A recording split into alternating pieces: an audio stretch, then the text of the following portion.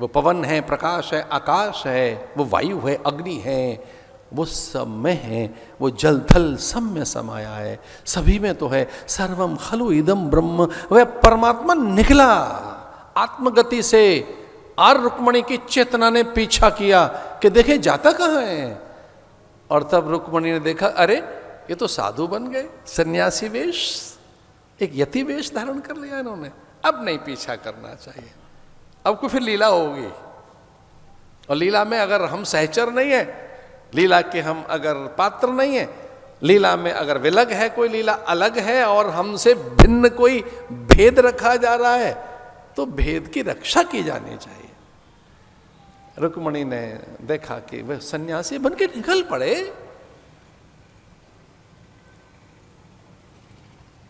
ये कभी ऐसा आप करें, अपने मित्रों को, परिजन पुरजन, बंधु बांधवों को, उनको याद करें जिनके पास दैन्य है, दारिद्र है, अभाव है, जिन तक आपके हाथ अभी पहुंचे नहीं है। अपनों को कभी याद कीजिए, कभी उनको जिनको आवश्यकता है सहायता की, आपके किंचित अंश की, आपकी विद्या के द्वारा, आपकी विभूति और आपकी वस्तुओं के द्वारा, आपके किंचित सहयोग के द्वारा, आपके परामर्श के द्वारा, आपके प्रेरक विचार और प्रेरणाओं के द्वारा अगर किसी को ऊंचाइयां मिल सकती हों, किसी के अभाव मिट सकते हों, किसी की साधनहीनता में उसकी विकलता और उसके दुख का आप अपहरण कर सकें, तो कभी ऐसा करिए। भगवान से रहा नहीं गया कि ये तो आएगा नहीं, मैं जाऊंगा इसके घर, ये कभी नहीं आएगा, मैं जाऊंगा सुदामा के घर, ये नहीं आएगा। वो सुदामा के घर पहुंचे। वो जानते थे यहीं ये झोंपड़ी सी, ये झोंपड़ी, तनिक पवन का प्रहार आए तो घर बिखर जाए, तिनके तिनके हो जाए, कि झोंपड़ी झोंपड़ी न रहे, घर खो जाए। और कई बार तो ऐसा ही होता था, कई बार चातुर्मास में, वो पावस ऋतु में घर पूरा ही टपक रहा होता था, घर घर नहीं था, ऐसा लगता अंबर से सारी मेघ धाराएं आ रही हैं, ऐसी टूटी छत, कि चंद्र को वहां से देखो, तारों को देखो, किरणों का आनंद लिया जाए, दोपहर में भी पूरा सूरज झांक के आ रहा है, ऐसी वो छत झोंपड़ी। और कभी पवन अधिक प्रकोप करे, अधिक उसका प्रचंड प्रहार सा आए, तो घर तिनके तिनके होकर बिखर जाए, दूर तक उड़ा कर ले जाए हवा घर को। ढूंढते रहे बच्चे, पत्नी, स्वयं सुदामा, और लोग पूछें कि क्या हुआ सुदामा। कोई राहगीर, बटेहू और मार्ग में जाने वाले साधु महात्मा कभी पूछें सुदामा से कि सुदामा ढूंढ क्या रहे हो, तो वो कहता था कि यहाँ हमारा घर होता था, पता नहीं कहाँ खो गया, झोंपड़ी थी यहाँ कहीं, गई कहाँ, बोले बिखर गई, घर खो गया, किसने, हवाई उड़ा कर ले गई। इतना न कुछ जैसा घर वहां द्वार पर माधव। नारायण हरि। सुदामा भार्या सुशीला, वो सुलभा, वो सुचरिता, वो सुमंगला, वो सुभद्रा जैसा स्वभाव रखने वाली दौड़ कर आई। पहली बार कोई याचक का स्वर, और वो मनी मन कहती है, हम भिक्षुकों के घर में और कौन भिक्षुक आ गया, हम साधनहीन के घर में भी कोई द्वार पर आ सकता है।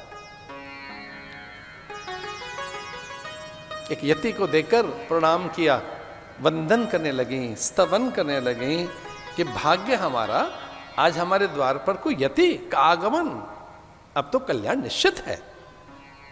ऐसा मैंने बहुत बार अपने पति से सुना है, जब जीवन में संत आते हैं तब बसंत आ जाता है। मेरे पति अनेक बार ऐसा सुनाते हैं कि जब किसी जीवात्मा के जीवन में महात्मा आए तब परमात्मा मिलना निश्चित हो जाता है। तो क्या द्वारिकाधीश की कृपा हो गई हम पर? क्या भगवान अब रीझ गए?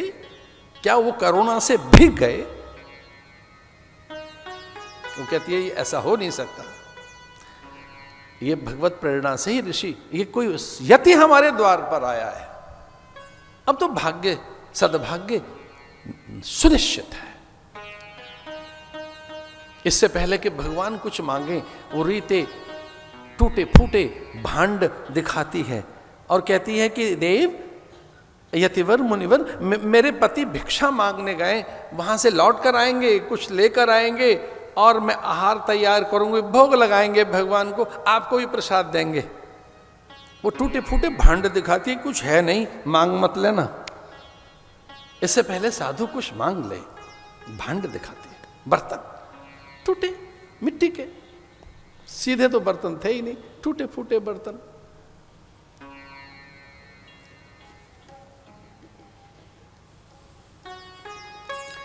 कृष्ण टूट गया, बिखर गया।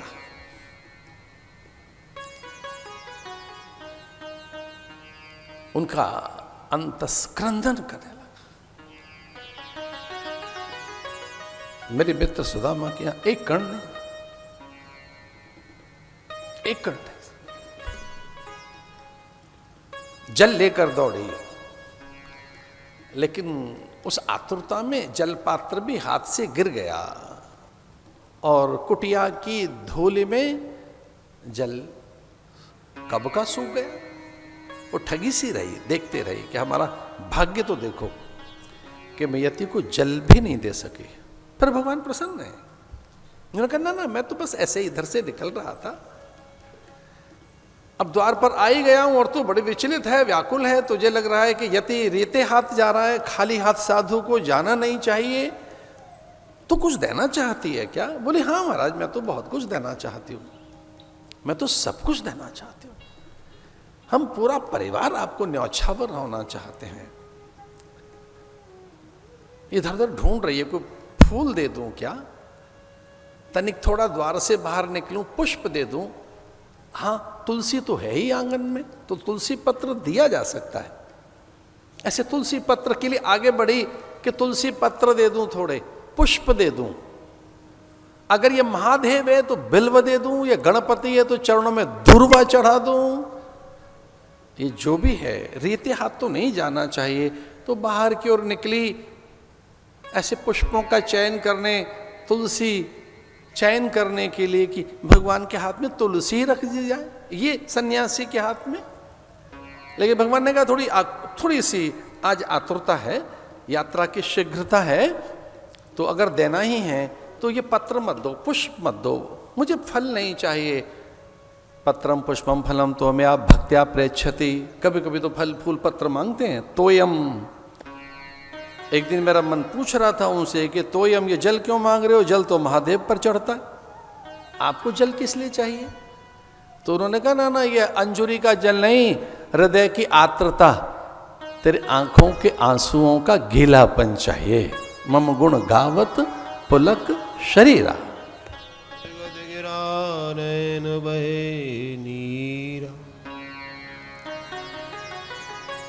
उस यति ने, भगवान स्वयं कहते हैं, अगर कुछ देना ही चाहती है और ये मन में कहीं मलाल है कि मैं दे नहीं पाई, तो बस इतना सा एक वचन दे दे, जैसे ही तेरा स्वामी आए, जैसे ही सुदामा आए, उसे अविलंब द्वारिका भेज देना, ये वचन दे, अपने मित्र के पास भेज देना, उसे कृष्ण के पास भेज देना।